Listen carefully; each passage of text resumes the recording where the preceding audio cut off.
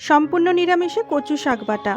কচু পাতাগুলোকে ভালো করে ধুয়ে কুচি করে কেটে নেব। কেটে নেওয়া কচু শাকগুলোকে জলে নুন দিয়ে ভাপিয়ে নেব। 10 থেকে 12 মিনিট চাপা দিয়ে রাখবো। ভাপিয়ে নেওয়ার পরে জলটা কিন্তু অবশ্যই ফেলে দেবো, নাহলে মুখ চুলকায়। 4-5টা কাঁচা লঙ্কা দিয়ে বেটে নেব। সর্ষের তেলে দিলাম 2টো শুকনো লঙ্কা, কালো জিরে ফোড়ন, আর দিলাম হলুদ গুঁড়ো। বেটে রাখা কচু শাকটা দিয়ে দেব। ফোড়ন দেওয়ার সময় যদি হলুদ দেওয়া হয় তাহলে হলুদের যে কাঁচা গন্ধ হয় সেটার ভয় থাকে না।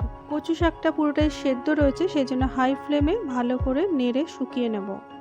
স্বাদ অনুযায়ী নুন, স্বাদ অনুযায়ী চিনি দিলাম। যেহেতু সম্পূর্ণ নিরামিষ সেজন্য সামান্য বেটে রাখা নারকেল দিলাম, এতে টেস্ট ভালো আসে। কচুর যে কোনো রেসিপিতে মুখ চুলকায়, সেজন্য বেশ পরিমাণে লেবু এছাড়াও তেঁতুল দেওয়া যায়। কচুর যে কোনো রেসিপি একটু টক ঝাল মিষ্টি ভালো লাগে। ভালো লাগলে অবশ্যই লাইক, সাবস্ক্রাইব অ্যান্ড শেয়ার করতে ভুলবেন না। ধন্যবাদ।